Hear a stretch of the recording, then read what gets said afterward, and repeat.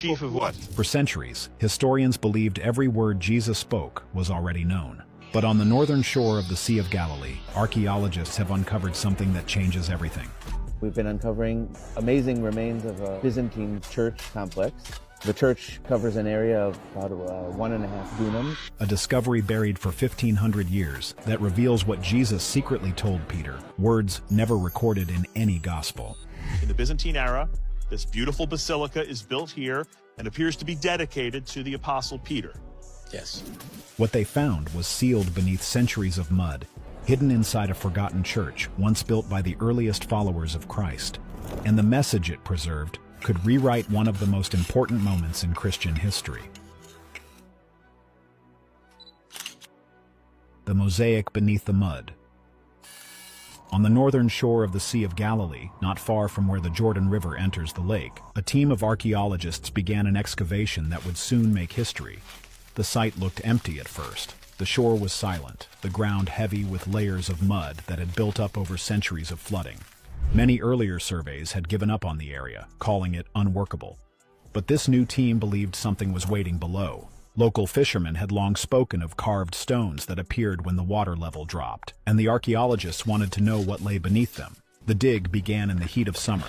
The air smelled of wet clay and salt. Workers scraped the surface slowly, their tools clicking through dense earth. For several days they found nothing but mud, shells, and broken pottery. Then, on the 5th morning, a trowel struck something smooth and solid. The sound was sharper than stone. They widened the trench, clearing the surface by hand. A line of small tiles began to appear beneath the silt. The colors were faint at first, then brightened as the water washed away the dirt. Over the next 2 weeks, the team worked in sections, exposing more of the structure each day. What they uncovered was astonishing. Thick walls, defined corners, and a curved chamber at the eastern end. The kind of feature found only in ancient churches. According to their field notes, the exposed area measured about 1.5 dunams, large enough to fit hundreds of people. This was no simple chapel, it was a Byzantine church. When the conservators began washing the floor, the room came alive. The mosaic beneath was nearly perfect, its patterns sharp and colorful despite the centuries that had passed. Near the center, faint Greek letters emerged. A language specialist read them slowly until the full line was clear. Peter, chief of the apostles and holder of the keys of heaven. For a long moment, no one spoke. The words were not a decoration. They were a proclamation, set into the very heart of the floor. The letters were clean, the grout untouched, the surface unusually preserved. Some of the team believed the room had been sealed to protect it. Others warned against speculation until further tests confirmed it. Still, one thing was certain. The mosaic had been placed there with purpose. As the sun set, the crew covered the floor again to keep it safe. The lake shimmered quietly in the distance. They left the site that evening knowing they had found something far greater than a ruin. According to their notes, one question remained in every mind. What story did this mosaic belong to? And what kind of town had once surrounded it? To answer that, they would have to look back in time, to a place long mentioned in Scripture, yet missing from the world's maps. The town that the Gospels lost. The team believed the mosaic's message pointed to one name that had echoed through Scripture for centuries: Bethsaida. It was the town that, according to the Gospels, had once been home to Peter, Andrew, and Philip. This was where Jesus first called his followers and performed many of his early miracles. Yet somewhere between history and time, the town disappeared. After the 1st century, its name faded from every known record. Floods reshaped the northern edge of the Sea of Galilee, and the shoreline drifted away from where it had once stood. The town that had witnessed the beginning of faith had been swallowed by earth and memory alike. Early pilgrims from the 4th century tried to find it again. They traveled the Galilean coast, guided only by stories, pointing to spots where they believed Jesus once walked. Some marked the wrong hills. Others built small shrines in hope that they had chosen correctly. But no proof ever lasted. Over the centuries, the town became less of a destination and more of a mystery, a sacred ghost hidden beneath mud and reeds. By the 19th century, scholars renewed the search with maps and spades. 2 main sites drew attention. One was at Tel, a mound almost 2 kilometers inland. The other was El Araj, a flat plain close to the water. Each site had supporters and evidence, but neither could silence the other. Et Tel had strong Bronze Age remains, but little from the time of Jesus. El Araj had Roman pottery and traces of mosaic floors, but flooding made it difficult to study. The debate continued for generations. Reports from early 20th century surveys hinted that both places held ancient remains, but the findings were scattered and incomplete. Bethsaida stayed missing, a town mentioned by every gospel reader but seen by no one. That began to change in 2016. A new international team returned to El Araj with modern tools and a clear goal: to solve the question once and for all.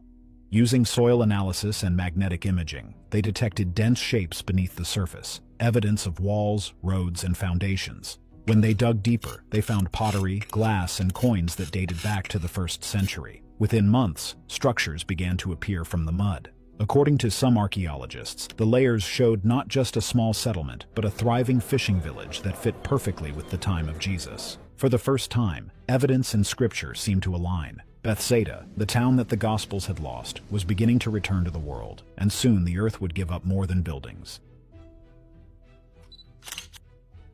The church beneath the shoreline. The team went deeper into the soil, expecting small pieces of an old village. They thought they might find a few broken walls, some pottery, or a patch of road. Instead, the plan of a large early Christian church from the Byzantine period began to appear. Day by day, one detail led to another. A short wall became a set of rooms. Stone circles turned out to be column bases still fixed in place. By the end of the 3rd week, they uncovered a curved room at the eastern end, the area where an altar would stand in an ancient church. That was the moment they knew this was a church, and not a house or warehouse.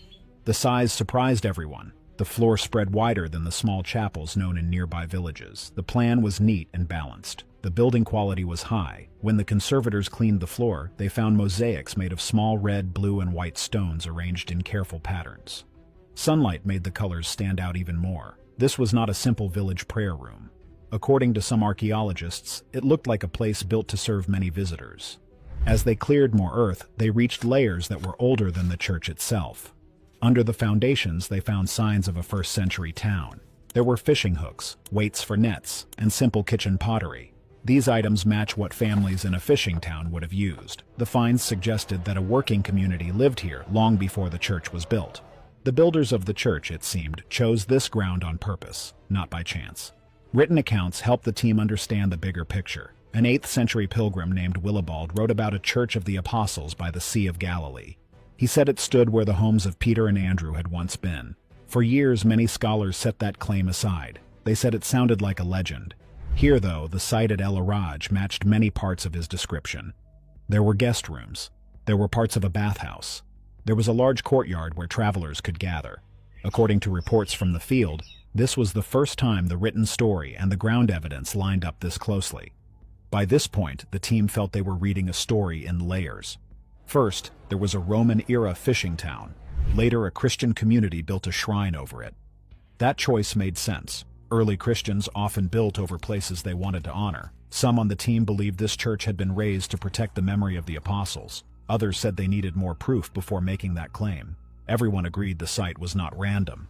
Still, one question lingered. Why had this particular site been chosen with such precision? The answer, they soon discovered, was waiting beneath their feet, a message written in stone, buried in the very heart of the floor. The inscription that spoke through stone. The inscription sat at the center of the main hall of the church. This space is called the nave. It is the wide area where worshippers stood. A circular frame of small, bright tiles surrounded a flat panel of text. The conservators cleared it slowly with soft brushes and water. Letter by letter, the words came back to life. The team formed a half circle around the panel while the specialist in Greek read it aloud in a steady voice. The text began as a standard dedication. It credited the work to a man named Constantine. It called him a servant of Christ. This language is common in church floors from the period. Then, the line turned. It honored Peter as the chief of the apostles and as the holder of the keys. Everyone understood that much. It echoed the verse that many believers know from the Gospel of Matthew. But the final words stopped the room cold. The inscription referred to the keys of the heavenly spheres. The phrase felt out of place. According to the epigraphers on site, this wording does not appear in any known Bible manuscript. The linguists on the team said that the term sounded like a very old idea. It pointed to a view of heaven in layers or realms. Some scholars on the call later suggested that the wording might reflect an Aramaic expression that early believers used when they spoke about God's authority. They stressed that this was a proposal, not a proven fact. They said the phrase could have passed into Greek through local preaching before it was ever written down. The team looked again at the letters. The cutting was exact, the angles were clean. There were no corrections in the layout. The letter heights were uniform. This was not quick work by a village mason. It looked like text that was meant to carry weight. According to the field notes, the lines were so sharp that the floor must have been protected early in its life. That would explain why the surface shows so little wear. Others warned that only lab tests can confirm how long the floor was exposed before burial. What the words meant was the hard part. If the phrase preserved a local saying, then the mosaic might hold an echo of a teaching that never reached the written Gospels. Some on the team felt excitement, others felt worry. A few said in private that this kind of claim would draw anger from more than one side. According to reports from later briefings, the directors chose very careful language. They said the inscription expands known wording. They did not claim that it changes scripture. Even without firm conclusions, the effect was immediate. The site shifted from an interesting church to a place with the power to reshape debates about Peter's role and about how early Christians remembered Jesus' words. The letters did not feel decorative. They felt like a message placed in the floor for future eyes. To understand why anyone would hide such a statement, researchers turned to the people who built this sanctuary and to the faith that guided their hands. The faith that remembered where words fell. In the earliest centuries of Christianity, believers did not use maps or written guides to find holy places. They relied on memory. They built where stories said sacred moments had taken place. Churches were raised over caves, wells, and hills, where people believed Jesus or his followers had once stood. This was not superstition. It was a way to keep those moments alive in stone. The builders of these early sanctuaries saw themselves as guardians of memory rather than creators of something new. Across the Holy Land, that same logic shaped the geography of faith. The Church of the Nativity in Bethlehem was built above a cave said to mark Christ's birth. The Church of the Holy Sepulchre in Jerusalem stood over the hill where he was believed to have been crucified and buried. In Nazareth, the Church of the Annunciation honored the place where the angel spoke to Mary. None of these sites were chosen at random. They were selected by generations who still carried living stories passed down through families, travelers, and local communities. The church at El Araj seemed to belong to that same pattern. Its builders chose ground that older generations had already marked as sacred. They included rooms for guests, a baptistery, and a wide central space for worship. According to reports, these are features common in pilgrimage complexes that welcome travelers who came to pray or seek healing. Every element of the design pointed to remembrance. Nothing about the structure suggested invention or personal expression. The builders wanted to preserve something they already believed had happened there. Some archaeologists believe the site reflects an effort to keep a spoken memory alive. The ground beneath the basilica may have been associated with events from Jesus' ministry. For them, the design of the building itself acted like a declaration. This is where the words once fell. They were not protecting an idea, but a voice that they believed had spoken in that soil. In this view, Peter was more than a disciple remembered in stone. He was the keeper of a promise given directly by Christ. The floor mosaic that called him the chief of the apostles may not have been simple decoration. It could have been a coded reminder of a conversation that early followers never wanted to lose. Some scholars remain cautious. They say that without written proof, no one can be certain what the builders were recording. But even they agree that the combination of architecture, inscription, and location points to deliberate preservation. The people who built this church were not inventing history. They were passing something forward. And according to recent studies, what they passed on may not have been only a title or a name. It could have been the very words that Jesus once spoke to Peter. When epigraphers cleaned the final ring of the mosaic, faint letters emerged that no one had noticed before, and the meaning changed completely. The keys, the kingdom, and the hidden words. The final cleaning began with routine checks. Conservators photographed the floor under normal light. Then the technical team brought in infrared imaging to scan the surface for faint marks.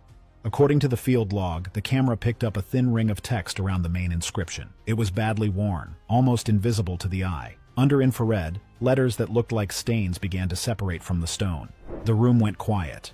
An epigrapher traced the ring on a tablet, while a second specialist read the letters aloud. The text was incomplete in places, but enough remained to build the line with confidence. After multiple passes, the team wrote the reconstruction in the notebook. It read, "He said to him, 'Guard my house, for I go to prepare the heavens.'" The words did not match any verse on record. The tone was personal. It sounded like a direct speech. Translators worked through the grammar. They noted that the rhythm did not feel like later Greek. It moved like an older speech pattern. Some scholars on the call said the line fit the shape of early Aramaic phrases. They suggested that it could be a local memory that had been translated into Greek for the mosaic.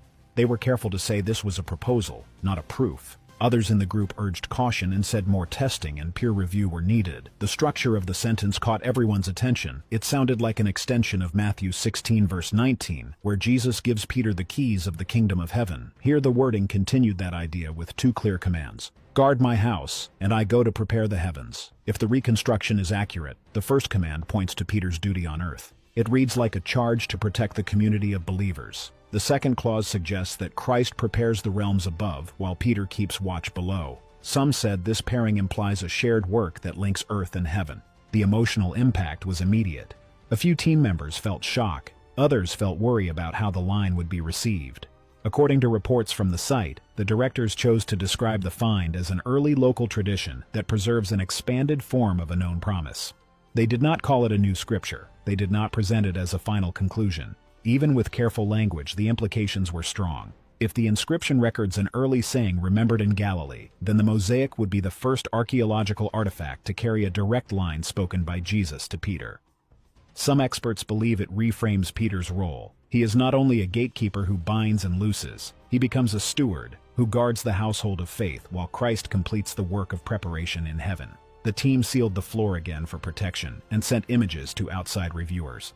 Within days, word began to spread beyond the site. As news spread, debates reignited across seminaries and pulpits. What did these words mean for everything Christianity had taught about Peter?